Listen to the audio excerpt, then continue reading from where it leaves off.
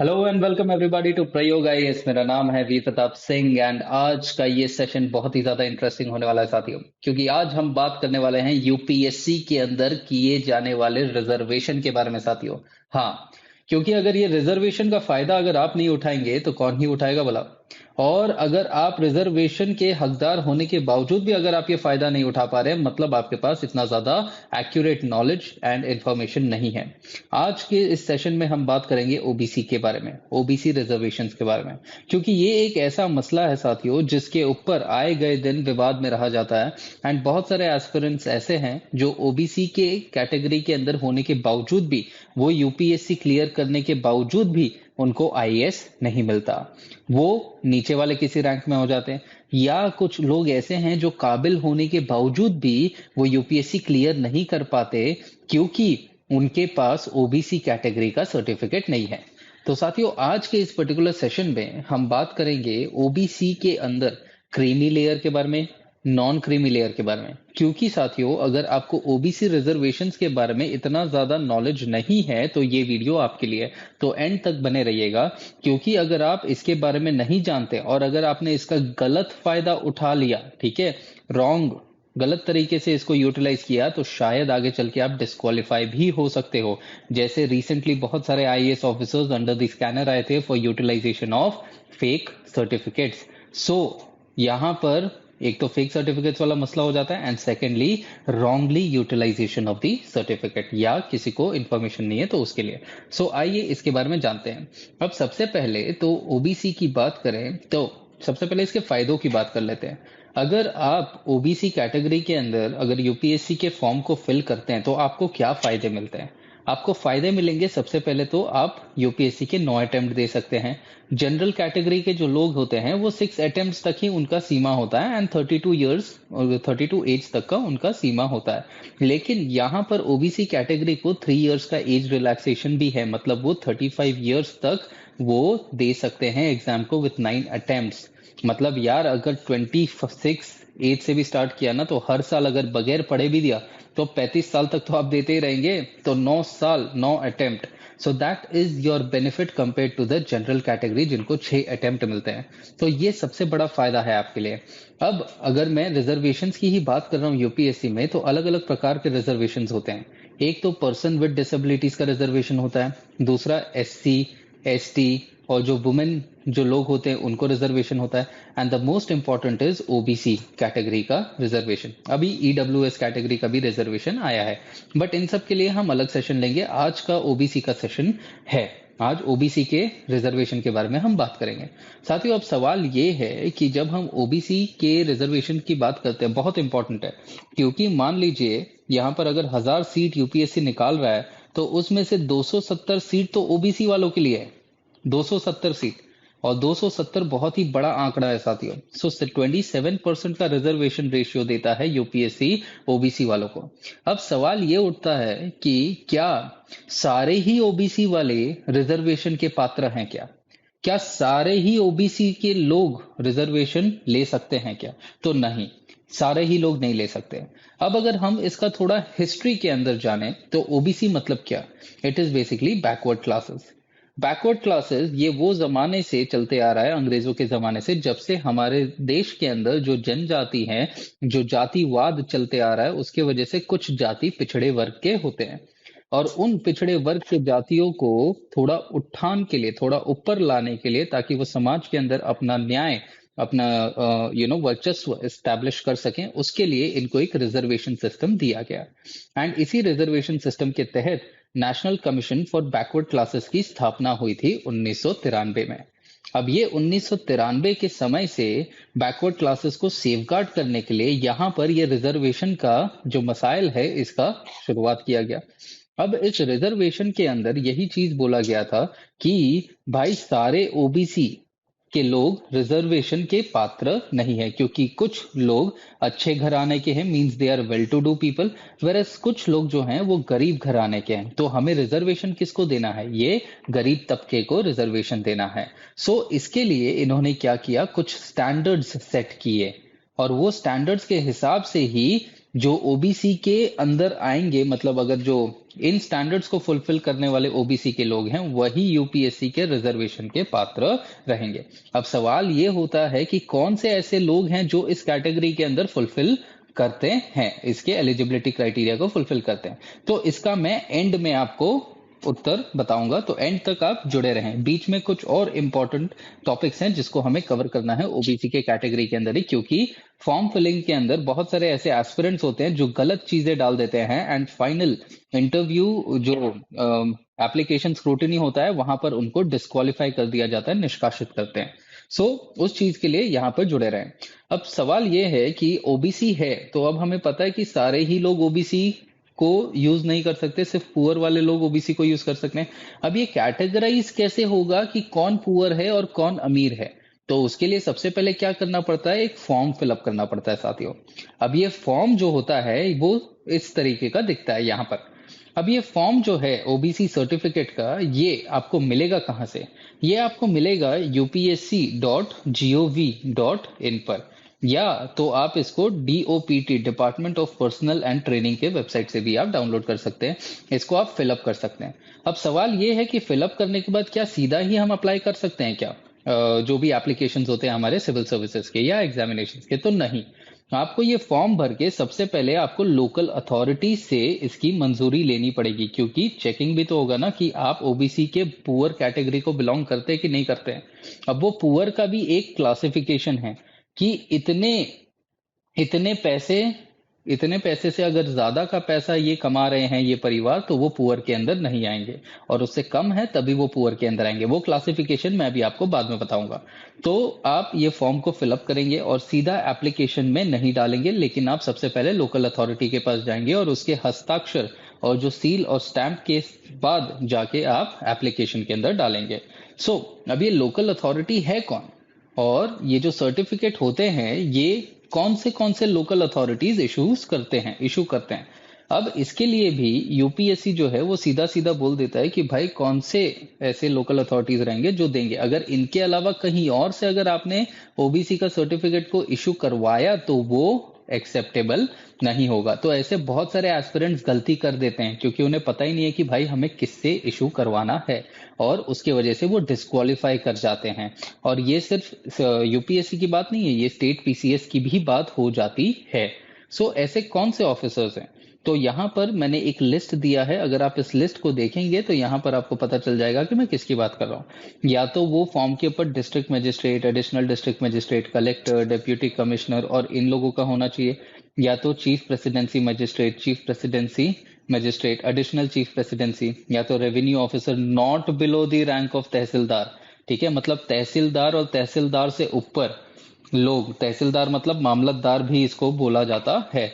Then ये sub divisional area के अंदर, एंड देन एडमिनिस्ट्रेटिव, जो एडमिनिस्ट्रेटर रहेगा या जो सेक्रेटरी रहेगा इन द लक्षद्वीप एरिया। अगर इनके अलावा किसी और ने ये सर्टिफिकेट इशू किया तो वो एक्सेप्ट नहीं किया जाएगा, और वो कैंडिडेट जो रहेगा वो डिस्क्वालिफिकेशन के पात्र रहेगा।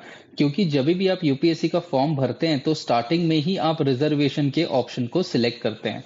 एक बार आपने रिजर्वेशन के ऑप्शन को सिलेक्ट कर लिया तो आपको इसका फॉर्म भरना ही पड़ेगा, मतलब इसका फॉर्म वहां पे सबमिट करवाना ही पड़ेगा। और अगर आप कैटेगरी के अंदर होने के बावजूद भी अगर आप जनरल कैटेगरी में अप्लाई करते हो प्रीलिम्स के टाइम पे, तो मेंस के टाइम पे आप रिजर्वेशन के ऑप्शन को यूटिलाइज नहीं कर सकते हो। ठीक है, तो एक बार चुन लिया तो उसी रास्ते पे जाना है, आप बाद में चेंज नहीं कर सकते। That is why prior to the filling of the form, ठीक है, प्रायर टू द फॉर्म का जब एंड डेट होता है उसके पहले ही आपके पास ये रिजर्वेशन सर्टिफिकेट होना चाहिए, नहीं तो फिर आप का वो एक्सेप्टेबल नहीं होगा। अब देखिए वही चीज मैंने यहाँ पर बोला है, कट ऑफ डेट क्या है? कट ऑफ डेट मतलब ये हो गया कि अगर आप ओबीसी के अंदर आप अप्लाई कर रहे हो तो वो ओबीसी के अंदर मान लीजिए 31 मार्च अगर एंड डेट है एप्लीकेशन का, तो आपके पास 30th मार्च तक आपके पास ओबीसी सर्टिफिकेट रेडी होना चाहिए। और उसके ऊपर क्योंकि ओबीसी सर्टिफिकेट के ऊपर डेट भी लिखा होता है, वो आपका रेडी रहेगा, और तब जाके आप ओबीसी के सर्टिफिकेट को अटैच कर सकते हैं। मान लीजिए आपने प्रीलिम्स दे दिया, ठीक है, एंड मेंस के टाइम पे अगर आप जो ओबीसी सर्टिफिकेट बनवा रहे हो ठीक है, प्रीलिम्स के टाइम पे आपने बोल तो दिया कि हाँ भाई मैं रिजर्वेशन का हूँ, ओबीसी का हूँ, और अगर आपने मेंस के टाइम पे ओबीसी के सर्टिफिकेट को बनवाया, ठीक है, तो जाके वो ओबीसी का सर्टिफिकेट काउंट नहीं होगा। ओके, एंड आप डिस्क्वालीफाई हो जाओगे, क्योंकि आपने रिजर्वेशन बोला तो है लेकिन आपके पास वो अप्रोप्रिएट फॉर्म नहीं है, सर्टिफिकेट नहीं है, जिसके बेसिस के ऊपर आप ये एग्जामिनेशन दे रहे हो। सो ये इसको जो बोला जाता है, ये कट ऑफ डेट बोला जाता है। बहुत एस्पिरेंट्स यहाँ पर गलती कर जाते हैं कि एग्जामिनेशन के लास्ट डेट से पहले आपके पास वो फॉर्म रेडी होना चाहिए, एंड देन आपको उसके हिसाब से ही फॉर्म भरना है। एक बार आपने रिजर्वेशन चुन लिया फॉर्म भरते टाइम, तो आपको रिजर्वेशन को ही अप्लाई करना पड़ेगा। लेकिन अगर आपने रिजर्वेशन नहीं चुना है एंड अगर आप कैटेगरी को बिलोंग करते हैं, तो भी आप कैटेगरी या रिजर्वेशन के फायदे को नहीं उठा पाएंगे इन द फ्यूचर। अब ओबीसी के अंदर एक और मसला होता है, that is the non creamy layer and creamy layer का। अब सवाल ये है साथियों कि जो क्रीमी लेयर और नॉन क्रीमी लेयर को हम डिवाइड कैसे कर सकते हैं। इसको हम टोटली फाइनेंसेस के बेसिस पे डिवाइड कर सकते हैं। फाइनेंसेस मतलब क्या? जो national commission for backward classes उसने बोला कि भाई एक मिनिमम आवक जो है ना, इनकम है एक फैमिली की, वो अगर 8 लाख रुपए से ज्यादा है तो वो क्रीम क्राउड है। वो क्रीम क्राउड मतलब ये अपने आप को अच्छे से संभाल सकते हैं, इनके पास पैसा है, जो नॉर्मल लिविंग स्टैंडर्ड्स हैं उसको ये फुलफिल कर सकते हैं। लेकिन जिसके पास 8 लाख से कम है पैसा, आवक ईयरली पर एनम इनकम अगर 8 लाख से कम है, तो they are non creamy layer, मतलब ये अपने आप को सस्टेन नहीं कर सकते, means they are the poor people. So जो नॉन क्रीमी लेयर है, जो ये नॉन क्रीमी लेयर है जिनका 8 लाख से कम का इनकम है, बस यही लोग ओबीसी के उस 27% रिजर्वेशन के पात्र हैं। ये जो लोग हैं वो 27% रिजर्वेशन के पात्र नहीं हैं। So this is what the backward commission is all about, यही बोला जाता है। अब ये जो फाइनेंसेस हैं, ठीक है, जब आप फॉर्म भरते हो और जब आपने ओबीसी सर्टिफिकेट निकाला नॉन क्रीमी लेयर वाला, उसमें ये भी बोला जाता है कि अगर आप 2024 में ओबीसी सर्टिफिकेट निकाल रहे हो, तो 2020 से लेके 2023 तक का जो फाइनेंशियल ईयर है, इसमें आपका इनकम, ये जो 3 साल का आपका इनकम है, इसमें 8 लाख से कम होना चाहिए, तभी जाके 2024 में आपका non creamy layer OBC certificate बनेगा। अगर आपका 8 लाख से ऊपर है इन 3 सालों में, तो आपका नॉन क्रीमी लेयर सर्टिफिकेट नहीं बनेगा। या अगर आपने 2017 से लेके 2020 का डेटा दिया है, ठीक है, जिसमें आपका 8 लाख का इनकम बन रहा है, लेकिन 2021 से 2023 की बात करें जिसमें आपका इनकम 12 लाख का बन रहा है, तो भी आप नॉन क्रीमी लेयर के सर्टिफिकेट के पात्र नहीं रहेंगे। You can not create one. ठीक है, तो जब भी आप क्रिएट कर रहे हो उसके जस्ट प्रीसीडिंग 3 इयर्स में आपका पर एनम 8 लाख से कम होना चाहिए। ये चीज बोला जा रहा है यहाँ पर 3 previous financial years. Okay, and then अब सवाल ये है कि there is another bigger question कि बहुत सारे एस्पिरेंट्स ऐसे होते हैं जो जिनकी फैमिली ओरिजिनली यूपी की है, फादर यूपी के हैं, लेकिन वो आ जाते हैं गुजरात या महाराष्ट्र ऐसे। अब यहाँ पर वो गुजरात महाराष्ट्र के अंदर non creamy layer OBC certificate निकालते हैं। ठीक है, अब क्या ये non creamy layer OBC certificate जो गुजरात में निकाला, लेकिन ओरिजिनल मूल तो यूपी का है या बिहार या अन्य कोई स्टेट का, तो क्या ये वाला सर्टिफिकेट ये यूपीएससी के लिए यूज कर सकते हैं क्या? ठीक है, तो डायरेक्टली आप यूज नहीं कर सकते हो। अगर आप यूज करोगे तो डिस्क्वालीफाई होगे। इसके लिए आपको क्या करना पड़ेगा, आपको एक माइग्रेशन क्लॉज ऐड करवाना पड़ेगा अपने ओबीसी सर्टिफिकेट में, जिसके तहत ये बोला जाता है कि आपका ओरिजिनेशन क्या है और आप कहाँ पर माइग्रेट होके आए हो। अगर ये रहेगा तभी जाके आपका सर्टिफिकेट वैलिड है साथियों। तो माइग्रेशन वाला जो एस्पेक्ट है इसको आपने ध्यान में रखना है। अनदर इज, सवाल ये है कि कैसे वो कैंडिडेट के पर्सनल डिटेल्स को असर्टन किया जा सकता है, मतलब वैलिडेट किया जा सकता है। अब वैलिडेशन में क्या होगा कि यहाँ पर वो जो इंडिविजुअल है उसके 10th या जो 12th का रिजल्ट है या एलसी हो गया, इन सब के ऊपर जो उसका नाम है और उसके फादर का नाम है उसको मैच किया जाएगा विद दी सर्टिफिकेट। ठीक है, with the OBC certificate, and ऐसा करके जो भी नाम रहेगा उसी उसी नाम के हिसाब से ओबीसी सर्टिफिकेट बनेगा। सेकेंडली क्वेश्चन ये होता है कि बहुत सारे एस्पिरेंट्स का नाम चेंज भी होता है। सो अब इसके लिए क्या किया जाता है कि जो गेजेट होता है, गेजेटेड नोटिफिकेशन, उस गेजेट को ऐड अटैच कर दिया जाता है एंड यूपीएससी इसको मान भी लेता है। क्योंकि गैजेट नोटिफिकेशन है। तो अगर आपका हाई कोर्ट, अगर आपका 10th एंड 12th के ऊपर रिजल्ट के ऊपर नाम अलग है, ठीक है, एंड ओबीसी सर्टिफिकेट के ऊपर नाम अलग है, क्योंकि इस बीच के दरमियान आपने गेजेट के हिसाब से आपने अपना नाम चेंज करवाया, तो भी यूपीएससी उसको एक्सेप्ट कर लेता है ना। यहाँ पर मैंने साथियों सारे डिटेल्स लिखे हैं, इसको आप बाद में पढ़ सकते हैं। नाउ द क्वेश्चन इज कि यहाँ पर देखिए मैंने 8 लाख यहाँ पर ऑलरेडी, अब जो 8 लाख है मैंने आपको ऑलरेडी समझा दिया था, तो ये पूरा नोटिफिकेशन है डीओपीटी का, तो इसको आप पढ़ सकते हैं। नाउ द क्वेश्चन इज कि कौन कौन से लोग क्रीमी लेयर के अंदर आते हैं। तो यहाँ पर यही वो मेन पार्ट है साथियों, कि आपको पता होना चाहिए कि क्या आप क्रीमी लेयर के अंदर आते हैं कि नहीं आते हैं।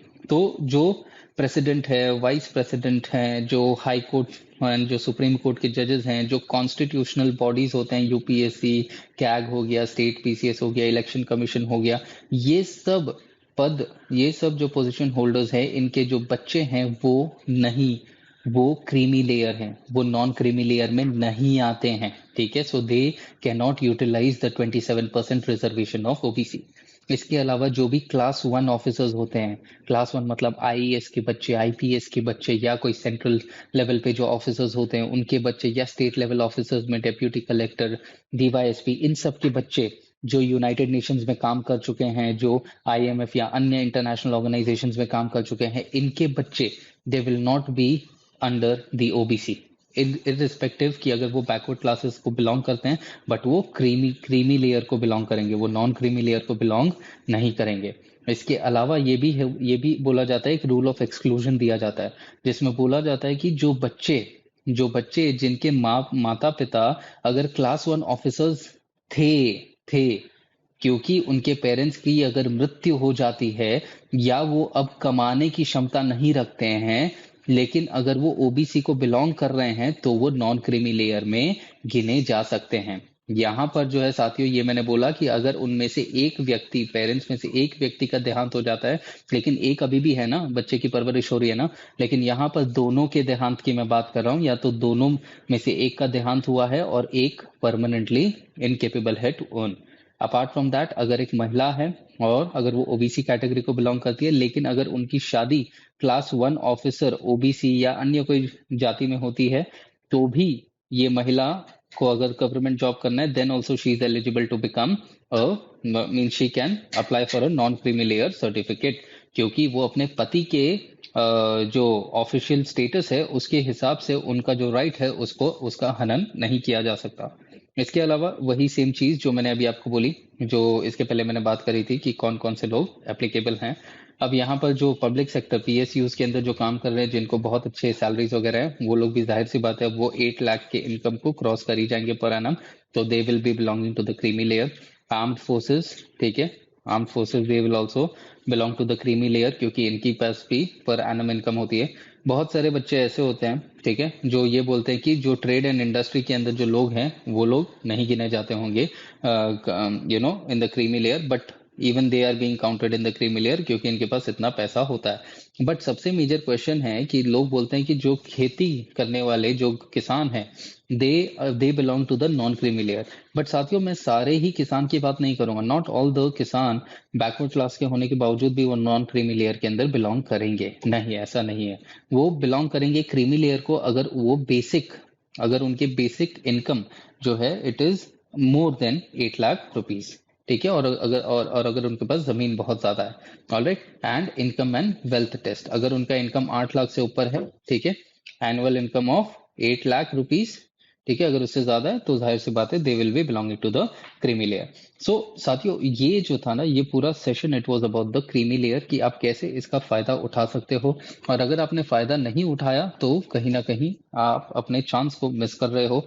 आप यूपीएससी क्लियर करने के बाद भी शायद आपको आईएएस नहीं मिलेगा। सो आपको इन सब चीजों का इन्फॉर्मेशन होना चाहिए, नॉलेज होना चाहिए। So with this I and this particular session. I hope every one of you, आप सभी को समझ आ गया रहेगा, एंड ऐसे और ज्यादा हमें मोटिवेटेड रखने के लिए आप do like, share and subscribe. And अगर आपके किसी दोस्त को इन्फॉर्मेशन नहीं पता है तो आप अपने दोस्त के साथ भी ये वीडियो को शेयर कर सकते हैं। Once again, thank you for watching Prayog IAS and take care, study well, bye bye.